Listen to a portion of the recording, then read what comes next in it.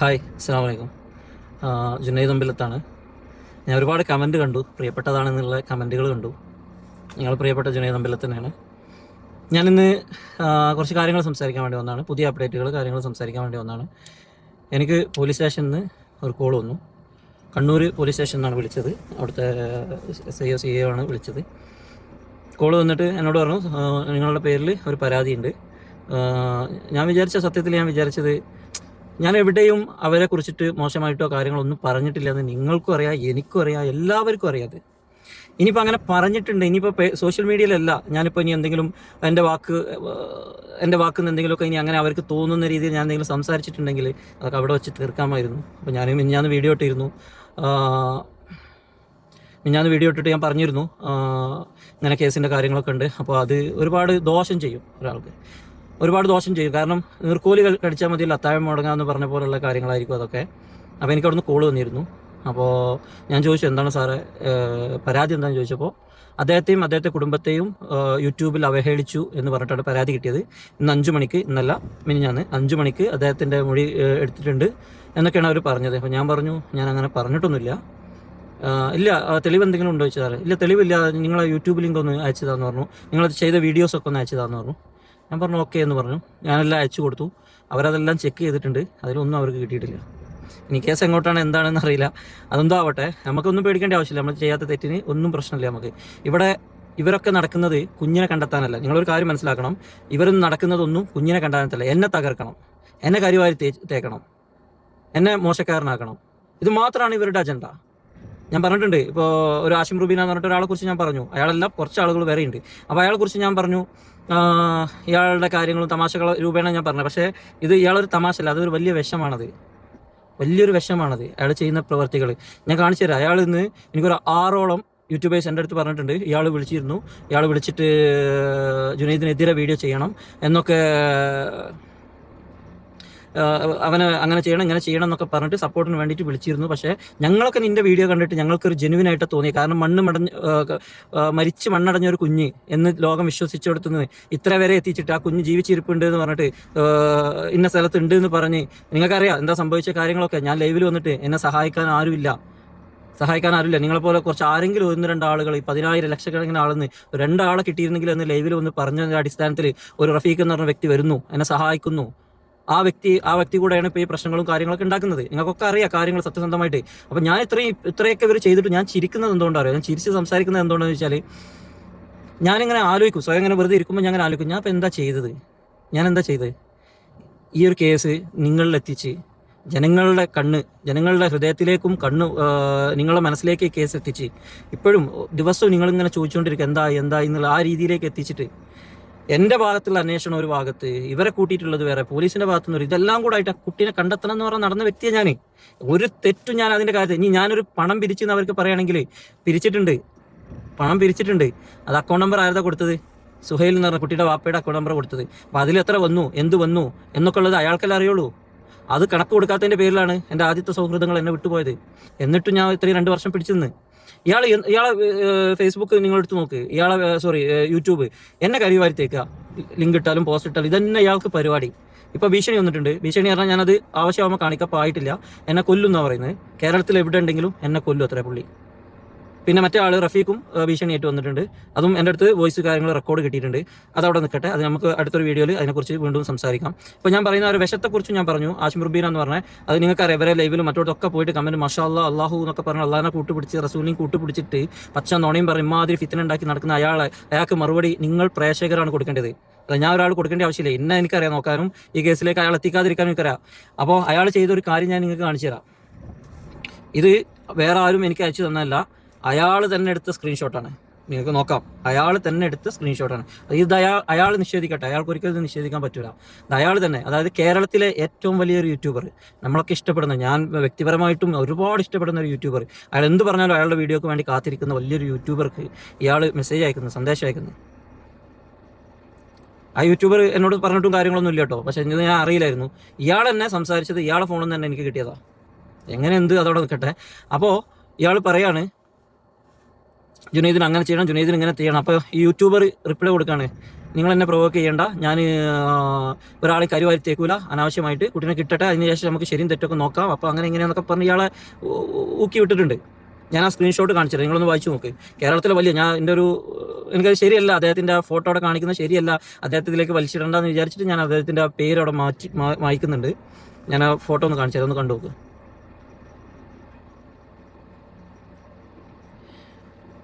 അപ്പോൾ ഇപ്പം എന്തൊക്കെയായി നിങ്ങൾ കണ്ടു. ഒരുപാടുണ്ട് കാര്യങ്ങൾ. ഇതൊക്കെ പറഞ്ഞിട്ട് ആ വിഷത്തിനെ കുറിച്ച് പറഞ്ഞിട്ട് എൻ്റെ സമയം ഞാൻ കളയുന്നില്ല. വലിയ വിഷമായി മാറിക്കൊണ്ടിരിക്കണം അയാൾ. അപ്പോൾ ഇതിന് മറുപടി നിങ്ങൾ തന്നെ കൊടുക്കുക അയാൾക്ക്. ഓക്കെ, പിന്നെ നിങ്ങളൊന്ന് ആലോചിച്ച് നോക്ക്, ഇത്രയും ആളുകളെടുത്ത് ഇയാളൊക്കെ ഒരു വീഡിയോ, അവരൊക്കെ വിശ്വസിച്ച ഒരു വീഡിയോ ഒക്കെ ചെയ്ത് കഴിഞ്ഞാൽ കുറേ ആളുകൾ അത് വിശ്വസിക്കും. സത്യം എന്താ, പക്ഷെ അവരൊന്നും അങ്ങനെ വീഡിയോ ചെയ്യൂല, സത്യസന്ധമായിട്ട് അവർ ചെയ്യുള്ളൂ വീഡിയോ. അപ്പോൾ ഇത്രയും ആളുകളെ എന്ത് തെറ്റാണ് ഞാൻ ചെയ്തത്? ഈ കേസ് ഈ കുഞ്ഞിനെ കൊണ്ടുവരാൻ വേണ്ടിയിട്ട് ഓടി നടന്ന് ഈ കുഞ്ഞിന് വേണ്ട കാര്യങ്ങൾ ചെയ്ത് നിങ്ങളിലേക്ക് എത്തിച്ചു തന്നതാണോ തെറ്റ്? അതിൻ്റെ പേരിൽ എനിക്ക് കിട്ടുന്ന സമ്മാനങ്ങൾ നിങ്ങൾ നോക്കിയേ. ഭീഷണി കിട്ടുന്ന ഒരാൾക്ക് നിങ്ങൾ കേസ്, എൻ്റെ ജീവിതത്തിൽ ആദ്യമായിട്ടായിരിക്കും ചിലപ്പോൾ ഒരാൾ എനിക്കെതിരെ കേസ് കൊടുക്കണേ. ഈ കുഞ്ഞിൻ്റെ കാര്യത്തിന് ഇറങ്ങിയതിന് ശേഷം ആദ്യം വേറെ ആൾ കേസ് കൊടുത്തിരുന്നു. ഇപ്പോൾ ഇതൊക്കെ കുഞ്ഞിൻ്റെ വാപ്പ ഇയാളെ പിരികേറ്റി ആഷിം റുബീനെയും റഫീഖൊക്കെ പിരികേറ്റി ഇയാളാകെ അന്തം വിട്ട് നടക്കുക. ഇയാൾ എന്ത് വീഡിയോ ഇട്ടാലും നോക്കുള്ളൂ, ഇയാൾ എന്ത് പോസ്റ്റ്, ആ കമ്മ്യൂണിറ്റി പോസ്റ്റുകളൊക്കെ നോക്കും. ഇയാൾ എന്നെ കരുവാരിത്തേക്ക് എന്നെ വായ തോന്നി എന്നെ പറയുന്നുള്ളൂ ഇയാൾ. അപ്പോൾ അദ്ദേഹത്തിൻ്റെ ഭാര്യ ദിയ ഫാത്തിമൻ്റെ ഉമ്മ, അവരും ഒരുപാട് വിഷമത്തോടെയാണ് സംസാരിക്കുന്നത്. അവരൊരുമിച്ച് ജീവിക്കുന്ന ആളുകളാണ്, ഭാര്യ ഭർത്താക്കന്മാരാണ്. അപ്പോൾ എനിക്കറിയാം അവർക്കൊന്നും എന്നെ പറയാൻ പറ്റൂല എന്ന്, മനസാക്ഷി ഉണ്ടെങ്കിൽ പറയാൻ പറ്റൂല എന്ന് എനിക്കറിയാം. ഓക്കെ, ഇയാൾ എന്താ പറയുന്നത് എനിക്ക് ഇതുവരെ മനസ്സിലാണ്. ഞാൻ എപ്പോഴും ഇങ്ങനെ ആലോചിക്കും, ഇയാൾക്ക് എന്ത് പറ്റി എന്നൊക്കെ വിചാരിക്കും ഞാൻ. അപ്പോൾ പുള്ളി ഒരു വീഡിയോയിൽ മാതാവ് പറയുന്നുണ്ട്, എൻ്റെ ഭർത്താവല്ലേ, എൻ്റെ ഭർത്താവിനെ കുറ്റി പറയുമ്പോൾ എനിക്ക് വിഷമമുണ്ടാവില്ലേന്ന്. അതേപോലെ ഞാൻ ചോദിക്കുന്നു, എനിക്ക് എൻ്റെ വീട്ടിലൊരു ഭാര്യയുണ്ട്, അവൾക്കറിയാം ഞാൻ എന്തിനാണ് ഇറങ്ങിയത്. സത്യസന്ധമായിട്ട് എല്ലാ കാര്യങ്ങളും അറിയുന്ന ഒരാളാണ് അവളൊരു എത്തിയുമായിട്ടുള്ള കുട്ടിയാണ്. ഞാൻ തിരുവനന്തപുരത്ത് നിന്നാണ് കല്യാണം കഴിച്ചത്. ഒരു എത്തിയുമായിട്ടുള്ള കുട്ടിയാണ്, പാവം കുട്ടിയാണ്. അവൾക്ക് ഞാനേ ഉള്ളൂ. അപ്പോൾ അവൾക്ക് വിഷമാവൂലേ? എന്നെക്കുറിച്ച് ഇങ്ങനെ അനാവശ്യമായി ഞാൻ നല്ലൊരു കാര്യം ചെയ്തതിൻ്റെ പേരിൽ ഇങ്ങനെ കരുവാരി തേക്കുമ്പോൾ അവൾക്ക് വിഷമാവൂലേ? ഞാൻ പ്രേക്ഷകരോടെ ചോദിക്കണേ. ഇത്രേ ഉള്ളൂ. ഇവർക്കൊന്നും കുട്ടീനെ കിട്ടാൻ വേണ്ടിയിട്ടല്ല ഇവർ നടക്കുന്നത്, ഇവർക്ക് എന്നെ തകർക്കണം. ഞാൻ ഇത്രത്തോളം എത്തിച്ചിട്ട് കുട്ടീനെതാ നമുക്ക് പോയി പിടിക്കാം, അല്ല ഇന്ന കാര്യങ്ങൾ ചെയ്യാമെന്ന് പറഞ്ഞ് ചെയ്യുമ്പോൾ ഇവരെന്നെ മണ്ടനാക്കി, ഇവരാണ് ഒന്നായിട്ട് ഞാൻ പറഞ്ഞു, ഞാൻ ഒരു വീഡിയോ ഇട്ടതാ, എന്നതിന് താഴെ ഒരു വീഡിയോ ഉണ്ട്. ഞാൻ ദിയ ഫാത്തിമ കേസ് പബ്ലിക്കായിട്ട് അവരെന്നെ കൊണ്ട് പറയിപ്പിച്ചതാണത്. പക്ഷേ അതും ഞാൻ ചെയ്തത് എന്തിനാ? ആ കുഞ്ഞിനെ കിട്ടട്ടെ. ഞാൻ ഈ യൂട്യൂബിലില്ല, എനിക്കിത് ആവശ്യമില്ല, അത് കഴിഞ്ഞു. എനിക്ക് അടുത്ത കേസ്. എനിക്ക് ഭയങ്കര ആഗ്രഹം ഉണ്ടായിരുന്നു രാഹുലിൻ്റെ വീട്ടിൽ പോകാൻ. അതുപോലെ എന്നെ വിളിക്കുന്ന കുറേ കാര്യങ്ങൾ പറഞ്ഞ ഒരുപാട് ഉമ്മമാർ, ഒരുപാട് വേറെ കേസും സങ്കടങ്ങൾ പറഞ്ഞ ആളുകൾ ഈ നാട്ടിൽ വരുമ്പോൾ അവരുടെ അടുത്തൊക്കെ ഒന്ന് പോകണം, അവരുടെ കാര്യങ്ങളൊന്നും അറിയണം, സ്റ്റേഷനിൽ പോകണം, അവർക്ക് വേണ്ടി സംസാരിക്കണം എന്നൊക്കെ ഒരുപാട് ആഗ്രഹമുള്ള ഒരാളാണ് ഞാൻ. അതിൻ്റെ ഇടയിലാണ് ഇവർ ഈ കേസ് കൊടുത്തിട്ടും മറ്റൊന്നാക്കി. എനിക്ക് പേടിയോ കാര്യങ്ങളല്ല, ഒരു അണ്ണുമണി തൂക്കം എനിക്ക് പേടിയില്ല, സത്യം ഞാൻ പറയുന്നത്, ഒരു കാര്യത്തിലും. കാരണം എന്തിനാ, നമ്മളെന്തെങ്കിലും കട്ടോ അല്ലെങ്കിൽ എന്തെങ്കിലും കളവോ കാര്യങ്ങളോ ചെയ്തിട്ടുണ്ടെങ്കിൽ നമുക്ക് പേടിക്കാവൂ. ഞാനിതിൻ്റെ പേരിൽ ചാരിറ്റി നടത്താനോ ഒന്നിനും വന്നിട്ടില്ല. എല്ലാവരും മറന്നൊരു കേസ് ഇത്രത്തോളൊക്കെ എത്തിച്ചു തന്നില്ല നിങ്ങൾക്ക്. നന്ദി വേണ്ട, ഉപദ്രവിക്കാതിരുന്നൂടെ? എനിക്കിപ്പോൾ ഈ വീഡിയോ ചെയ്യുന്ന സമയത്ത് എനിക്ക് എന്തെല്ലാം കാര്യങ്ങൾ ചെയ്യാം. ഒരു മനുഷ്യൻ്റെ 1 മണിക്കൂർ 2 മണിക്കൂർ സമയം ഇതിന് വേണ്ടിയിട്ട് കളയല്ലേ? അപ്പോൾ നിങ്ങളൊന്ന് ആലോചിക്കുക, അയാൾ പറഞ്ഞ തന്നെ എന്നും പറയുന്നത്. ഞാൻ അതിൻ്റെ അടിയിൽ വന്ന് പറഞ്ഞിട്ടുണ്ടായിരുന്നു, ഞാൻ ദിയ ഫാത്തിമ കേസ് ഒഴിവാക്കി നിർത്തിപ്പോകുന്നു, ഞാൻ വേറെ കേസുമായിട്ട് പോകും, ഇതിൻ്റെ അവസാനത്തെ വീഡിയോ ആയിരിക്കും, അങ്ങനെയൊക്കെ ഞാൻ പറഞ്ഞു വരുമ്പോഴും പിന്നെ എന്നെ തന്നെ എങ്ങനെ കരിവാരിത്തേക്ക്. ഇതൊക്കെ നിങ്ങൾ കാണുമ്പോൾ നിങ്ങൾക്ക് എന്താ തോന്നുന്നത്? ഇതിന് ഞാൻ നിങ്ങളോട് ചോദിക്കാം, നിങ്ങൾക്ക് എന്താ അതൊക്കെ തോന്നുന്നത്? ഞാൻ നല്ലൊരു നല്ലൊരു മൂഡിലാവുമ്പോൾ പോട്ടെ എന്ന് വിചാരിച്ച് പലപ്പോഴും വിടുന്ന കാര്യങ്ങളാണ് ഇതൊക്കെ. അപ്പോൾ ഇങ്ങനത്തെ വിഷങ്ങളൊക്കെ വന്നു കാണ്ട് ഇങ്ങനെ ഓരോന്ന് മുട്ടിക്കൊടുത്തു കഴിഞ്ഞാൽ ഇയാളിങ്ങനെ മാറാൻ പാടുണ്ടോ? ഇയാളെ കുട്ടിയല്ലേ? ഇതൊന്നുമല്ല, നിങ്ങളൊക്കെ ഞെട്ടിക്കണ കുറേ കാര്യങ്ങൾ എൻ്റെ കയ്യിലുണ്ട്. ഇതൊക്കെ വിളിച്ച് പറയാൻ പറ്റുന്നല്ല. ഞാൻ പറയും, എനിക്ക് വേണ്ടി ഞാൻ സംസാരിക്കാൻ എന്ന് പറഞ്ഞിട്ടുണ്ട് കഴിഞ്ഞ വീഡിയോയിൽ. എനിക്ക് വേണ്ടിയാണ് ഞാൻ ഇപ്പോഴും വന്നത്, എനിക്ക് വേണ്ടിയിട്ടാണ്. ഞാൻ പറയും, 1 by 1 ഇങ്ങനെ പറയും. പക്ഷേ എൻ്റെ ആവശ്യം എന്തായിരുന്നു? ഞാനൊരു ലക്ഷ്യത്തിലേക്ക് ഇറങ്ങിയത് നമുക്ക് ഈ കുഞ്ഞിനെ കിട്ടാൻ വേണ്ടിയിട്ടാണ് ഞാൻ വന്നത്. എൻ്റെ മുന്നിലുള്ള ലക്ഷ്യവും ഈ കുഞ്ഞിനെ കിട്ടുക എന്നാണ്. അല്ലാതെ എന്നെ കരുവാരി തേക്കുന്ന അസഹ്യമാവുമ്പോഴാണ് ഞാൻ ഒരു പ്രാവശ്യം ഒന്ന് പ്രതികരിച്ചു പോണത്. കാരണം അത് നിങ്ങൾക്ക് കാര്യം മനസ്സിലാക്കാൻ വേണ്ടിയിട്ട്. അപ്പോൾ ഇത്രത്തോളമൊക്കെ ആക്കിയിട്ട് ഇത്രത്തോളം ഈ കേസ് എന്താണ്, എവിടെ, എന്താ, എല്ലാ കാര്യങ്ങളും ഞാൻ പറയാം. എല്ലാം ഞാൻ വന്നിട്ട് പറയും. ഇവർ ഏതുവരെ പോകും നോക്കട്ടെ. ഞാൻ ക്ഷമിച്ചിട്ടുണ്ട്. പക്ഷേ ഇതിങ്ങനെയൊക്കെ എത്രത്തോളം ഞാൻ ഇങ്ങനെയൊക്കെ പറഞ്ഞു കഴിഞ്ഞാലും അവർ കേസും കാര്യങ്ങളൊക്കെ അല്ല, അത് പോട്ടെ എന്ന് അവർ വെക്കുമെന്നാണ് ഞാൻ വിചാരിച്ചത്. പക്ഷെ അവർ ചൊറിയുന്നത് തീക്കട്ട കൊണ്ടാണ് അവർ ചൊറിയുന്നത്, തല ചൊറിയുന്നത്. അപ്പോൾ ഞാൻ പറഞ്ഞു, കഴിഞ്ഞ വീഡിയോയിൽ ഞാൻ വളരെ വ്യക്തമായിട്ട് പറഞ്ഞിട്ടുണ്ട്, സഹതാപം എന്നുള്ള വാക്ക് ആ ഒരു ഇത് എൻ്റെ മനസ്സിൽ നിന്ന് ഞാൻ എടുത്തു വെക്കുമെന്ന് പറഞ്ഞിട്ടുണ്ട്. എനിക്കിപ്പോൾ സഹതാപില്ല, ആരോടും സഹതാപില്ല. ഞാൻ പറയേണ്ടത് മുഖത്ത് നോക്കി എന്നെ പറയും. അപ്പം അവർക്ക് ഭീഷണിയാണ്, എന്നെ തല്ലണം, എന്നെ കൊല്ലണം, അത്രേ എൻ്റെ നാട്ടിൽ വന്ന് അവരങ്ങോട്ട് വരട്ടെ, കൊല്ലാനും തല്ലാനും, എന്നെ തല്ലണം, ഇതെന്നെ പറഞ്ഞെടുക്കുക. ആ വോയിസൊക്കെ ഞാൻ കേട്ട് അന്തം വിട്ട്. വേറെ പലർക്കും വിട്ടുകൊടുത്ത വോയിസുകളാ, കോൾ റെക്കോർഡുകളാ ഒക്കെ ഇവിടെ എത്തി, എൻ്റെ കയ്യിലെത്തി. ഞാൻ കേട്ടിട്ട് അന്തം വിട്ടുപോയി. എന്നോ പറയാം, കേരളത്തിൻ്റെ ഏത് മൂലയിലുണ്ടെങ്കിലും അവനെ ചതിക്കും, അവനെ ചതിച്ചിട്ടായിരിക്കും അവനെ കൊല്ലണത്. ഇതൊക്കെ ഞങ്ങളുടെ അടുത്ത് ഒന്ന് പറയണം. എന്തിനാണ് അയാൾ എന്നെ കൊല്ലുന്നത്, അല്ലെങ്കിൽ ആ ആളുകൾ എന്നെ കൊല്ലാൻ നടക്കണേ? എന്താ ഇനിയിപ്പോൾ തമാശക്ക് പോലും അങ്ങനെ ഒരാൾ പറയില്ല. അയാളെ സംസാരങ്ങൾ കേട്ടുക്കണം. ഞാൻ ഇവിടെ കൊണ്ടുവന്ന് തരും. എനിക്ക് അത് മതി ഒരാളെ കേസ് കൊടുക്കാനേ, അത് മാത്രം മതി. സ്റ്റേഷനിൽ അയച്ചു കൊടുത്ത് വക്കീലിനെ വിട്ട് കേസ് രജിസ്റ്റർ ചെയ്യുക, അത് മാത്രം മതി. പക്ഷെ ഞാനതൊന്നും ചെയ്യൂല. എൻ്റെ ആവശ്യം ആ കുഞ്ഞിനെ കിട്ടുക. ആ കുഞ്ഞിനെ കിട്ടുന്നതിന് എന്തിനാണ് അയാൾക്ക് ഇത്ര എതിർപ്പ്? അയാളുടെ മോളല്ലേ, നമ്മൾ ഇത്രയും കഷ്ടപ്പെടുന്നു. നിങ്ങളെ ഈ പ്രാർത്ഥന, ഞങ്ങളോട് എല്ലാം എന്താ പറഞ്ഞത്? നിങ്ങൾ പ്രാർത്ഥിക്കൂ, നമുക്ക് ആ കുഞ്ഞിനെ കിട്ടും, നമുക്ക് വേണ്ട പോലെ ചെയ്യുക. അതിൻ്റെ ഇടയിലാണ് ആ എണ്ണം കേട്ടവൻ വന്ന് ഇതിൽ ചാടിയത്. റഫീഖ് എന്ന് പറഞ്ഞത് അയാൾ നല്ല മനുഷ്യനായിട്ട് എനിക്ക് തോന്നിയോണ്ടാണ് അയാൾ അന്വേഷണം കാര്യങ്ങളൊക്കെ ഏൽപ്പിച്ച് കാര്യങ്ങൾ കൊടുത്തു കഴിഞ്ഞപ്പോൾ ഇങ്ങനെ തിരിഞ്ഞു കൊത്തി. അതൊന്നും ഞാൻ ഇപ്പോഴും പറയുകയാണ്, എനിക്കൊരു ക്രെഡിറ്റോ കാര്യങ്ങളോ ഒന്നും വേണ്ട. ഞാനൊരു മനാഫാവാനും ശ്രമിക്കുന്നില്ല. നിങ്ങളൊക്കെ ഹൃദയത്തിൽ ഞാൻ ഉണ്ടെന്ന് എനിക്കറിയാം. ഞാനിവിടെ യൂട്യൂബിൽ വന്നില്ലെങ്കിലും എപ്പോഴെങ്കിലും ആരെങ്കിലും ഒരാൾ എനിക്ക് വേണ്ടിയിട്ട് പ്രാർത്ഥിക്കുമെന്ന് എനിക്കറിയാം. എനിക്കത് മാത്രം മതി. പഠിച്ചോന്ന് വിചാരിച്ച നല്ല ആരോഗ്യം, ജോലിയും കാര്യങ്ങളൊക്കെ ഉണ്ട്. അൽഹംദുലില്ലാ, ഞാൻ ഹാപ്പിയാണ്. അപ്പോൾ നിങ്ങളോട് ഞാൻ ചോദിക്കുന്ന ചോദ്യങ്ങൾ, എന്ത് തെറ്റാണ് ഞാൻ ചെയ്തത്? അതായത് അവരെ കുട്ടിയെ കണ്ടെത്താൻ വേണ്ടിയിട്ട് ഇത്രയും കാലം ഞാനിങ്ങനെ നടന്ന് ഈ കാര്യങ്ങളൊക്കെ നമ്മൾ ചെയ്തിട്ട് ഞാനിങ്ങനെ നടന്നിട്ടില്ല, ഞങ്ങൾ പറഞ്ഞ കാര്യങ്ങളാണ് പറഞ്ഞത്, അവൻ എൻ്റെ വീട്ടിൽ വന്നിട്ടില്ല, അങ്ങനെ ഒക്കെ നമുക്ക് ക്ഷമിക്കാം.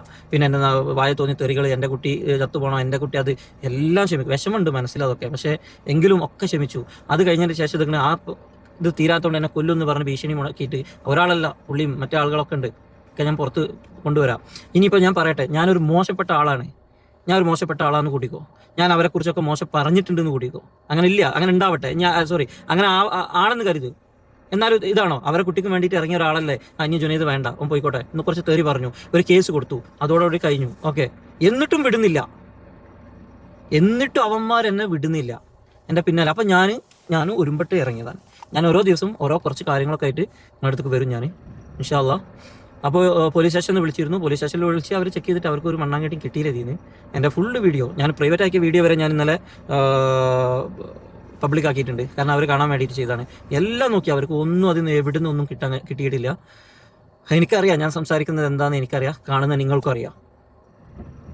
അപ്പോൾ എനിക്ക് മനസ്സിലാകാത്ത എൻ്റെ ഉള്ളിലെ 2 3 ചോദ്യങ്ങൾ എൻ്റെ ഉള്ളിൽ കിടപ്പുണ്ട്. അതിന് ഉത്തരം തരാൻ നിങ്ങൾക്ക് പറ്റുമോ? അതുകൊണ്ടാണ് ഞാനിന്നൊരു വീഡിയോ ആയിട്ട് വന്നത്. നിങ്ങൾ ഈ കാണുന്ന 10,000 ആളുകൾ, അല്ലെങ്കിൽ 10,000 20,000 ആളുകൾ നിങ്ങളെ മക്കളാണ് നൊന്ത് പ്രസവിച്ചത്, അല്ലെങ്കിൽ നിങ്ങളെ സ്വന്തം മക്കളാണ് ഇങ്ങനെ നഷ്ടപ്പെട്ടതെങ്കിൽ, 10 വർഷം അത് ആ കുട്ടീനെ മരിച്ചെന്ന് പറഞ്ഞിട്ട് എഴുതി തള്ളിയിട്ടുണ്ടെങ്കിൽ, കുറേ മന്ത്രവാദികളെടുത്ത് പോലെയല്ല കേസ് അന്വേഷണം എന്ന് പറഞ്ഞാൽ. കുറേ മന്ത്രവാദികളെടുത്ത് ഇപ്പോൾ അർജുനെ കാണാതായിട്ട്, അർജുന ബോഡി എവിടെ ഉണ്ടെന്നൊക്കെ മുഴുവൻ മന്ത്രവാദികളിലായിരുന്നോ കേരളത്തിൽ? ഞാനൊരു മതപണ്ഡിതനെ കുറ്റം പറയല്ല പറഞ്ഞു, ഞാൻ മന്ത്രവാദികളെ കുറിച്ചാണ് പറയുന്നത്. ഇത്രയും മന്ത്രവാദികൾ ഉണ്ടായിട്ട് അർജുൻ്റെ ഭാഗത്താണെന്ന് ആരും ഉണ്ടാഞ്ഞ്? അപ്പം ഞങ്ങൾ 8 വർഷമായിട്ട് അല്ലെങ്കിൽ 10 വർഷമായിട്ട് കുഞ്ഞിൻ്റെ കേസിനും വേണ്ടി ഓടി നടന്ന് വീട് വിറ്റ് എന്നൊക്കെ പറഞ്ഞാൽ എന്താ മന്ത്രവാദികൾക്ക് പോയിട്ട് കൊണ്ടു കൊടുത്തതാ? അതല്ല കേസ് അന്വേഷണം. ഞാൻ 2 വർഷത്തിന് ശേഷം വന്നിട്ട് ക്രൈംബ്രാഞ്ചിനെ കേസ് ഏൽപ്പിച്ചിട്ട് അവരും ഉറക്കം നടിക്കുകയാണോ എന്ന് തോന്നിയതിന് ശേഷമാണ് ഞാൻ സ്വന്തമായിട്ട് എൻ്റെ രീതിക്ക് ഇറങ്ങിയത്. ഇത്രയൊക്കെ എത്തിച്ചിട്ടുണ്ടെങ്കിൽ ഒന്നും വേണ്ട, ഒരു ചെറിയൊരു സപ്പോർട്ട് നിങ്ങളെ വീട്ടിൽ സ്വന്തം മക്കളെ മാതാപിതാക്കളെ സപ്പോർട്ടില്ല, പിന്നെ ഞാൻ എന്തൊരക്കൊക്കെ അതിൽ കടന്ന് കുരക്കുന്നത്, എന്തൊരക്കൊക്കെ ഞാൻ ഇതിൽ വരണ്ടേ? പിന്നെ ഞാൻ നിങ്ങളെ കമൻറ്റ് നോക്കി, ഓരോ കമൻറ്റുകൾ കണ്ടിട്ടാണ് കേട്ടോ ഞാൻ അങ്ങനെ പറഞ്ഞത്.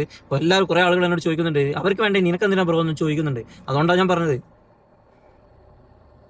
അപ്പോൾ ആ 2 ചോദ്യങ്ങൾ എൻ്റെ മനസ്സിലുള്ളത്, നിങ്ങളെ സ്വന്തം മക്കളാണെങ്കിൽ ഇങ്ങനെ ഒരാളെ ഇറങ്ങി വന്നിട്ടുണ്ടെങ്കിൽ, നിങ്ങൾ കുട്ടീനെ കിട്ടുമെന്ന് ഉറപ്പായിട്ട് ആ രീതിക്ക് പോകുമ്പോൾ, കിട്ടണ്ട ഞങ്ങളെ കുട്ടീനെ, നിനക്കെതിരെ കേസ് കൊടുക്കും, നിന്നെ ആളുകളുടെ ഇടയിൽ നാറ്റിക്കും, നിന്നതാക്കും എന്നൊക്കെ പറഞ്ഞിട്ട് നിങ്ങൾ ആരെങ്കിലും വരുമോ?